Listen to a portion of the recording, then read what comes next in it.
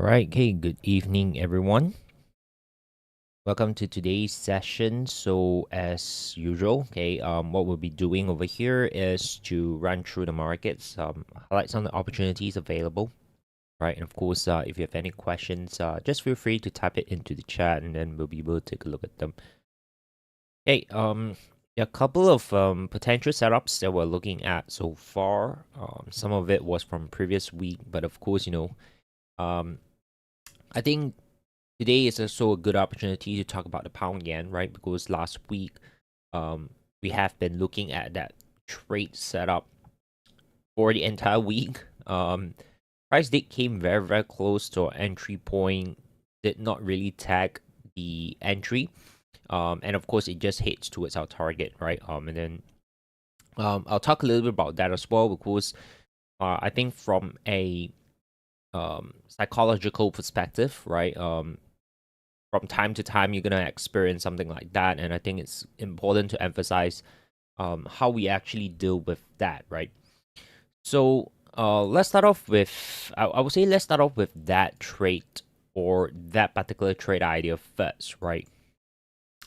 Since I think for those of you who've been following this trade idea, would still have this fresh, right? Because I think today we just really get this very nice little move, right? So pound yen over here, since last week, right, we have been looking for opportunities to sell.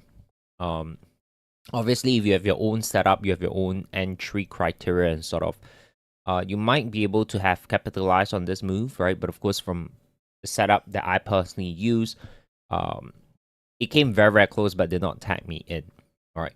But the whole direction focus, or say the directional bias, is very, very clear, right? Last week we did see, after this crawl, we had this impulse push, and essentially the market is just basically coming up very, very corrective, right? So we kind of expected this move here, right, based on just patterns itself. So we are looking at the possibility of at least a minimum 1, 2, 3, but of course there's a good possibility that price will even go towards like 198, which is this zone here, right? So if you're in this trade, obviously it's a very, very solid trade. The idea here is you can obviously just manage the position, trade your stops, and then really go for the extended target. But I also want to cover the setups I'm looking at. You can see how close it is, right? I mean, price came towards 200.51. My entry literally is at 200.55, so that's like 4 pips, which is really, really, really tight for a pair like pound yen, right? But it is what it is, right? I've been in my journey of trading, things like this happen. Sometimes we might beat ourselves up too hard, and say that, all right, next time I'm just gonna reduce, or say lower my entry point, so that I can make sure I'm being filled.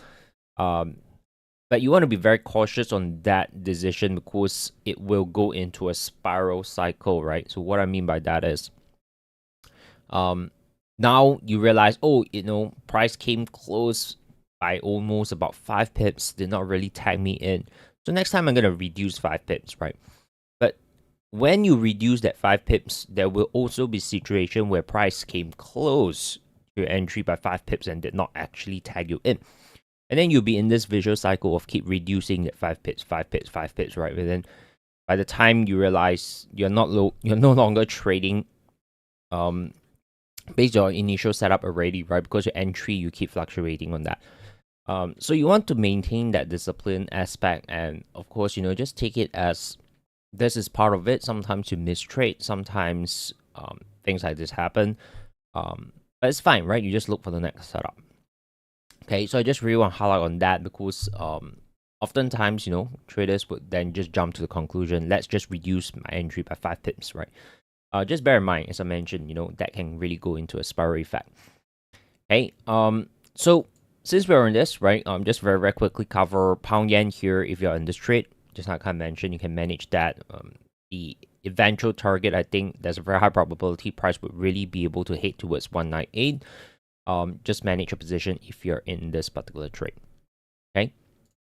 Now, with that said, let's jump back into the dollar index over here. Right. So dollar indexes of this week, the focus, I would say, shorter term perspective, is that we do expect the dollar to start doing some sort of a correction or a pullback, right? Because last week we did saw dollar making a push higher. Okay. So this week here, we're expecting a simple 1, 2, 3.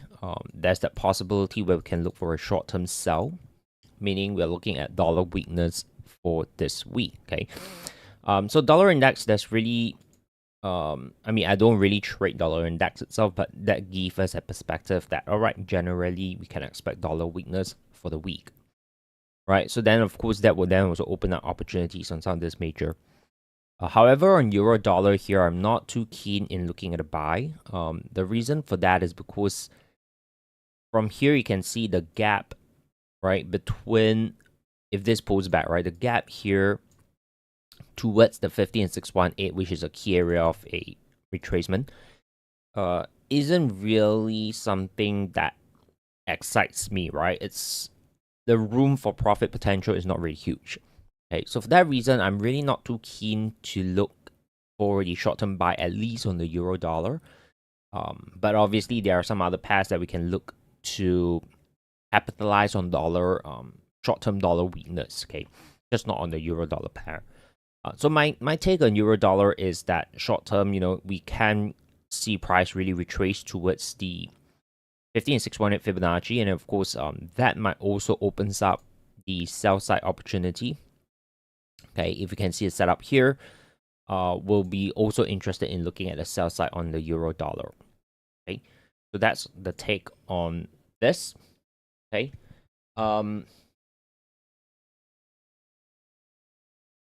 I see a quick question here from Irene. Noel also commented, yeah, I did check on the mic, so I think this time around should be better. Yeah, so Irene mentioned about the 67. Yeah, I mean, the price feed, good observation, right? The price feed on the FX pairs may differ for some of this pairings. Okay, now to be honest, the difference here is really not huge, right? Because to me, I'm using all my analysis, I'm using TradingView, right?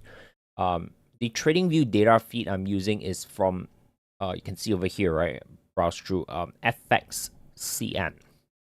Right now, I don't trade on FXCM, but I'm analyzing the price feed. I'm analyzing the charts based on FXCM data. So obviously, if you're trading on slightly different brokers, like for me, I trade on FTMO, right? The pricing or the price data might be slightly different, right? Which means this highest point in FXCM data fit is 201.26, where you can see that. But on other brokers, it might not be at 201.26. It might be 201.28.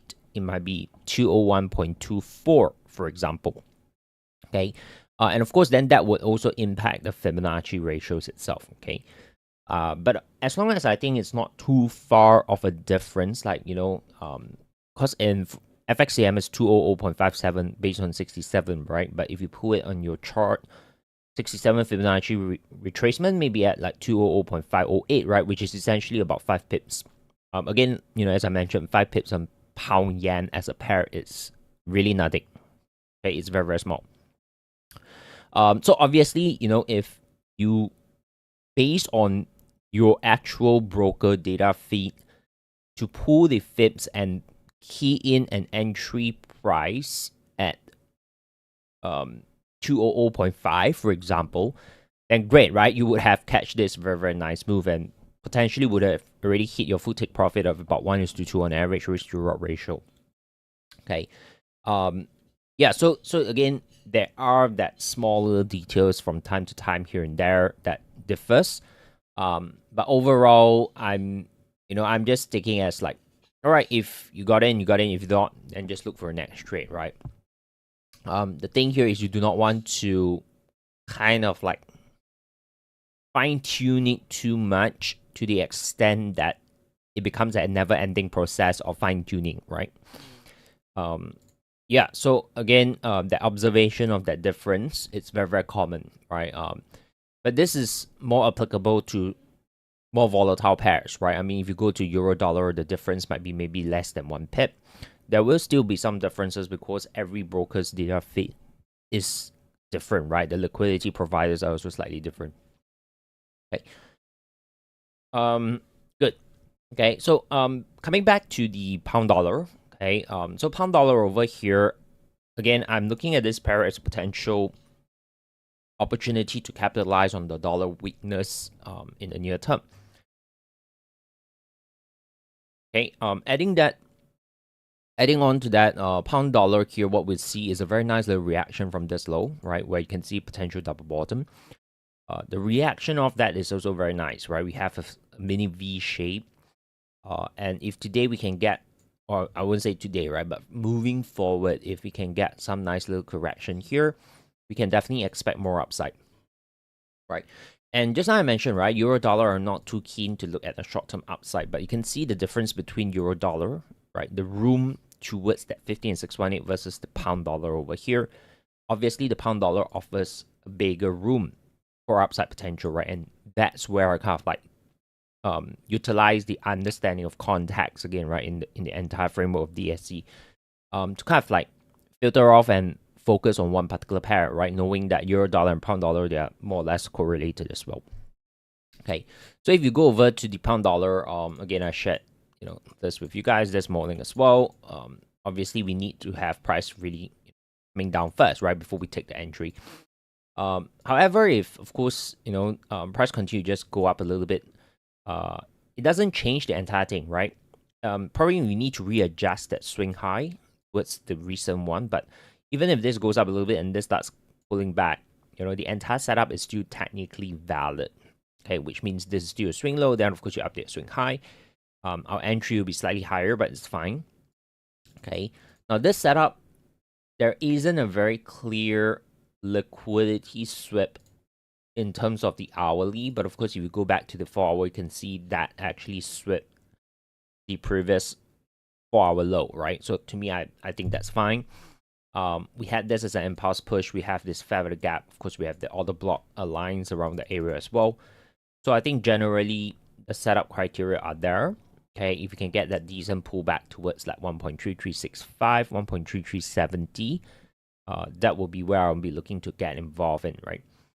Bear in mind, this is not going to be like a long-term swing position. This is more of like trading the pullback, right? So if you want, you can look at like a very, very simple 1:2 risk to reward ratio, which is basically following the FIP, you get an average of 1:2.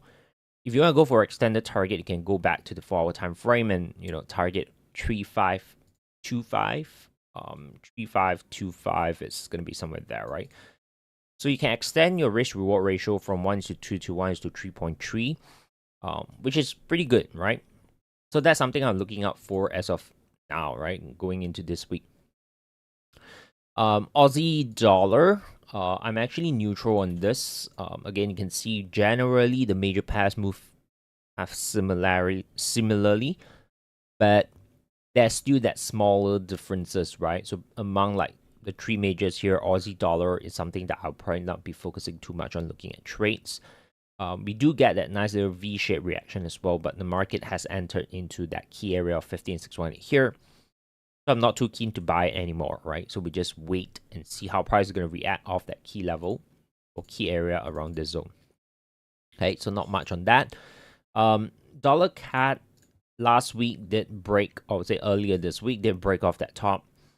But to me, I think it's still a very, very early sign whether this is really a genuine break or it's just a potential fake break and then the market just reverse, right? Now, as of this early sign, this seems to be pretty corrective overall. If this is going to be corrective, we can then expect more upside, right? Then what we'll be looking at is this entire piece is essentially a correction. Okay, so time will tell. There's really nothing much that I'm gonna pay too much. I would say there's really nothing much that I can really focus on dollar CAD as of now. Okay, so I'm just gonna leave that aside as well. And obviously, then we have dollar yen, right? Which again, this morning I I was looking at a setup as well, but of course, with this recent development, we need to kind of update the setup, right? But you can see dollar yen, the direction is quite clear. We do have this impulsive leg, this massive consolidation, a nice little pop, taking out that high, but then now it's doing a V-shaped rejection, right? So we are kind of expecting a three-wave development, okay? 1, 2, 3. But of course, with this recent move here, we'll probably need to give it a little bit more time.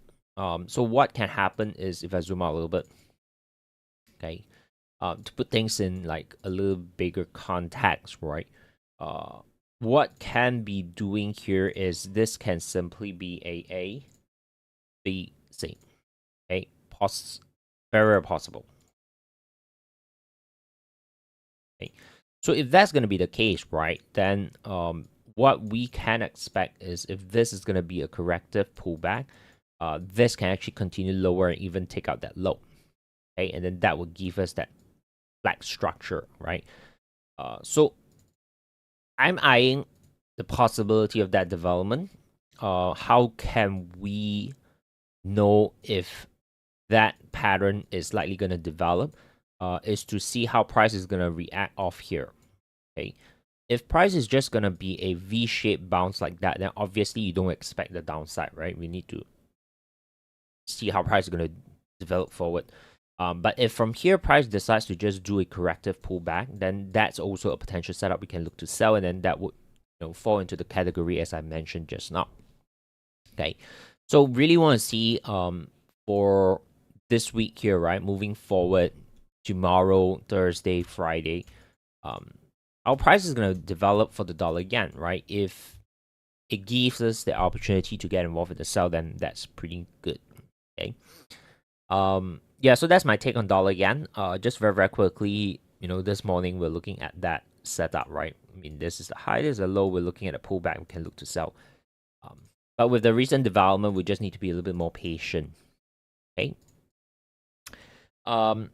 Then we have the gold chart. Okay. Obviously, gold is super bullish. Also has been extended quite a bit. Okay. I would not suggest to be aggressively looking for buy based on where we are right now. Okay. Are we gonna be looking at sell? If you're looking at more of a retracement sell trade, yeah, there is that setup, that opportunity. Okay. But I don't think the overall trend is likely gonna shift bearish, right? You want to be maintaining more on the bullish side of things. But oftentimes when the market is overly extended, you don't want to be jumping in at a high point. Okay, now is there a chance where this can actually do a significant pullback towards maybe like 3.6 to 3.640 area?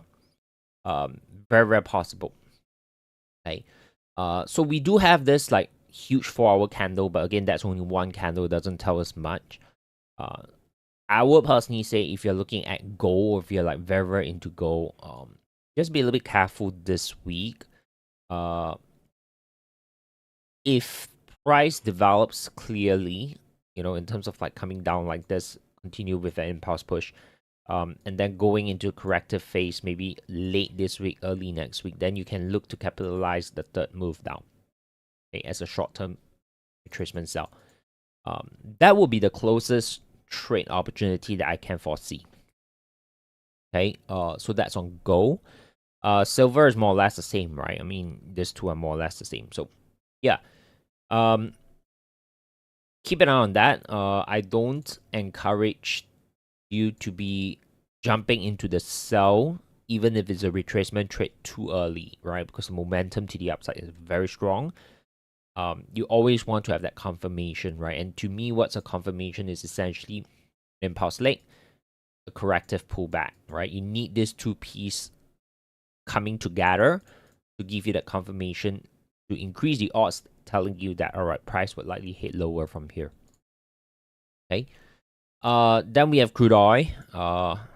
Again, classic push to the upside, break that top, impulsive reversal, right? So what's next? Okay, I would say right now, okay, you probably want to just be a little bit patient and see how price is going to react at the bottom, right? It has tested this a couple of times, hasn't really been successfully breaking it. We'll want to see if price is going to just bounce back up, okay? Or this time around is going to break through impulsively, okay? So we'll see. This one, you definitely need to see how price is going to react off this. Right now, as of today, right, there's really nothing I can talk about, okay? So that's on crude oil. Really nothing much. Observe how price is going to react off around that low at 62, okay? S&P 500, I think it's potentially building up a trade opportunity around a key level at 6560. Okay. So 6560 over here, if you put in a channel, right, that would also build in quite nicely. But of course, you know, from where we are to around like 6560 zone, it's still quite a distance, right? Do I recommend to look at the sell side of things? Probably not. Okay. Again, S&P, it's quite similar to gold and silver, at least from the trend perspective. It's very strong in momentum to the upside, so probably not looking at the sell side. Okay. So key level 6560. Ideally you want a corrective pullback, and then you know when it enters into that key level, that's where you look for an opportunity to buy in. Okay. Pound yen, we talked about it already. Then next we have AUD yen. AUD yen projection is a three-wave development as a flag.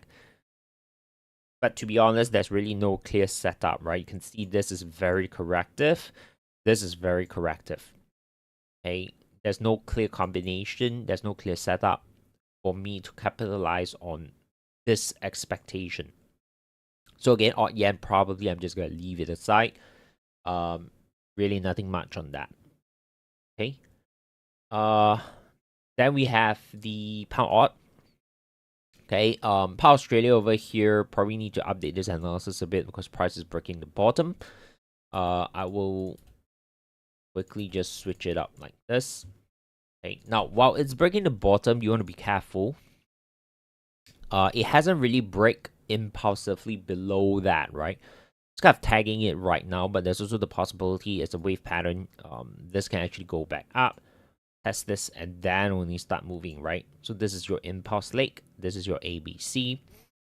That is a possible pattern, right? So it's testing the low. So again, I'll be telling you to just see how price is going to react off this low.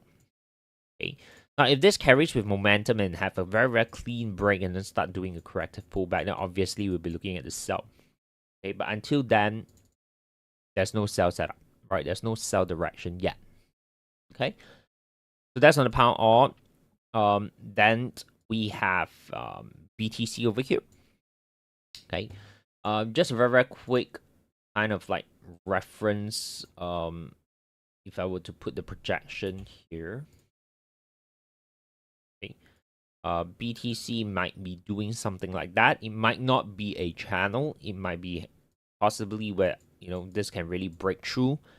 But at least from now, the minimum expectation we can look out for as a reference point is here, right? Potentially this is our like initial upside target. Okay. Price did an impulsive push. Okay, so what we want to see from here on is a corrective pullback, potentially towards, you know, some FIP key levels here. 15.618 will be great. Okay. So yeah, if you can get something like that, the key area is definitely something we can look out for buy trade setup, right? If you zoom out a little bit, okay, you also want to be aware this can be something like that, right? I mean, it can go back into bigger consolidation. Okay? I would say many traders are gonna trap here. Okay, because that was when the news released Bitcoin breaking all-time high. Then probably a lot of people jump in, and then this happens. So the whole correction can take longer than most people would expect, right? So this can be a 1, 2, and then 3, or even maybe retest this before the pop. Okay, so the whole sequence of development here can take longer than expected. If you're trading, then it doesn't really matter much because you're kind of looking at the shorter term relatively. If you're more like into like long-term Bitcoin investment, right? Buy and hold. You want to plan out maybe, in different levels of entry. Okay. So you don't put like your entire entry in one position, right? You might want to break that down to maybe 3 to 5, right? So that number one, if you break that, you don't miss out if price doesn't, fully retrace into the target areas that you intend. So you can, scale your entry accordingly. You can like put one position in first. If price doesn't go lower, then at least you're still involved in the trade, right? But if price decides to pull back deeper, then you have like more bullets, right, in a way, to add on to the position, right? So if you're looking at like a long term building up your position, then that's something you want to look into as well. Okay. Yeah. So this is what I have so far for this week. To be honest, not a lot. There are definitely like good opportunities that did not get me involved in, right? There are opportunities that are building. There are also opportunities that might build up later part of this week, right? So we'll see. Okay. Cool. Hey, so I see questions from Marvin about dollar Canadian and gold. I think we did talk about those already, right? Dollar and gold. It's always in my list. And then euro pound. Okay, let's take a look at euro pound. Okay, euro pound is kind of testing the top, or say about to test, or depending on how strict you are. Whenever price, right? So a little hint and tip. Okay, whenever price is coming very very close to the top or bottom, you always want to anticipate and expect price to break it, right? And then you start to draw clues into the patterns that price is developing, right? So if price were to break it, this looks very very crawlish. Okay, so if that's very very crawlish, there's a good possibility this break might be a fake break, and then this might be reverse down and then potentially coming back lower. So we're doing a little bit of like scenario planning, okay, based on the context, what would likely be the case. Obviously, price doesn't need to always break it, right? But this is already giving you that corrective crawl development. Now, if this starts to pull back correctively from here, right, then this might pop up, do another break, and then still come back down, possible. Okay. So the thing about, for me, whenever price is nearing a pretty significant top or bottom, I will always like price to break it. I would say I will always anticipate and expect price to break it, and I would want to see how price is reacting after kind of breaking it, right? Then we'll have a better conclusion. Is it going to be a fake break? Is it a genuine impulsive break?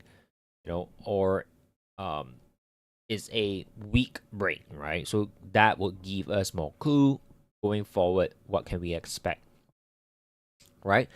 So if I zoom out a little bit more, you can see that this area here is not just from this previous high in July this year, but it goes all the way to April this year as well. Okay, so it's pretty significant area, right? So you definitely want to pay attention on like how price is gonna continue from here.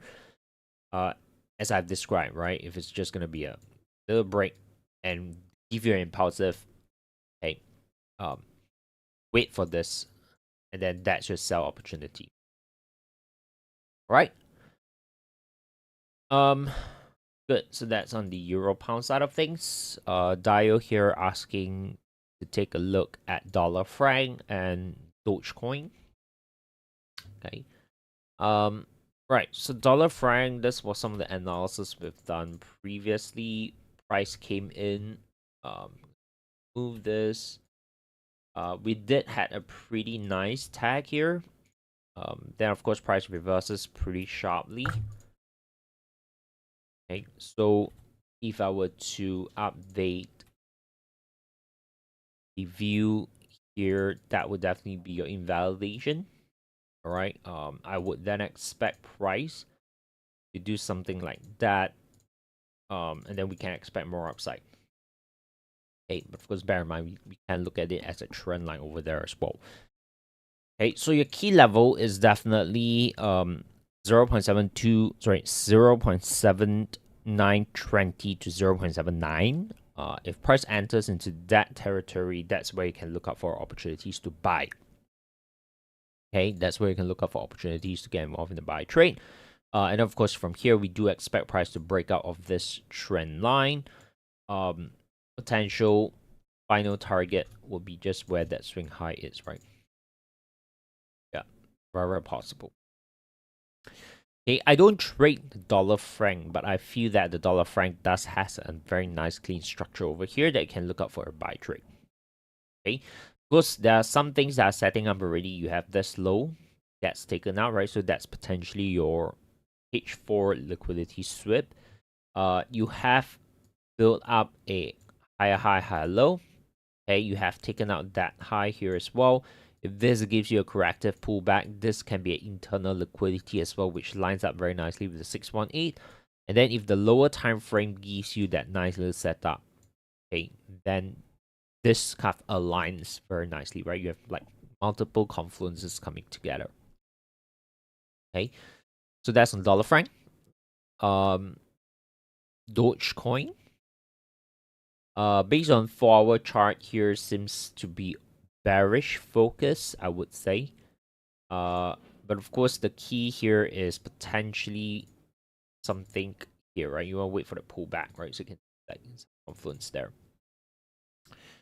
FIP areas perspective, it's gonna be somewhere around that 50. If you do from the swing high, it's around there as well, 50 and 618. I would say look out for the area, right? Of course, if you stretch that, that's there as well. Okay, couple of things we can look into just for reference, right? We might not trade all these technical patterns, but yeah, what can develop here if you are familiar with head and shoulder? Okay, this can be a right shoulder pattern. Okay, so key area 0.2550, 0.2630. Okay, that is potentially where you can look up for itself. Right, but first, given this pullback is corrective, right? Because if this just push up impulsive, then it builds into a slightly different pattern. Okay.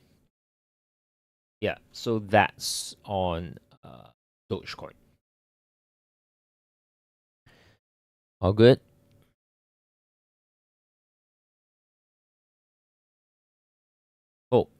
Oh, yeah. So generally, that's really what I have for the week.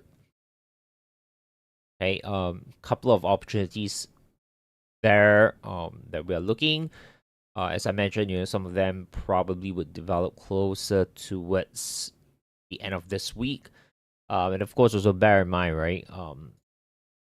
We are transiting into October, so we do have the latest upcoming NFT. Let me just double check to make sure it's happening. Yeah, it's happening this Friday, right? Yeah, so that would really build up quite nicely into some of this major pairs because of dollar movement. Okay, so bear in mind as well. Oftentimes when there's a high impact news of the week, right, like NFP, the few days before the news, generally market would just go into a consolidation phase because traders are just gonna be like waiting for the news, right? So then you want to be patient on it, right? You don't want to rush things through. Okay. Yeah. Again, my approach towards trading is always believing in quality over quantity, right? We don't go for like, oh, I need to take like 1 trade a day. On average, we take about 2 to 3 per week, sometimes more, sometimes less. Average out is about 2 to 3 a week. That's perfectly fine. Okay, because if out of that 2 trades, maybe 1 break even, 1 hits our target profit on average, maybe 1 we have a small loss, and then maybe one we manage to take profit at full, you still come out pretty decent, right? From a week to week to a month to month basis. Okay, so just be patient sometimes. When there's nothing, you don't want to rush things through. All right. So that's all from me for today's part over here. Hopefully give you guys some ideas and insights into preparing for the week, right? And what to look out for. Okay, so all the best for this week, and I'll keep you guys updated as usual. Okay, you guys, good night.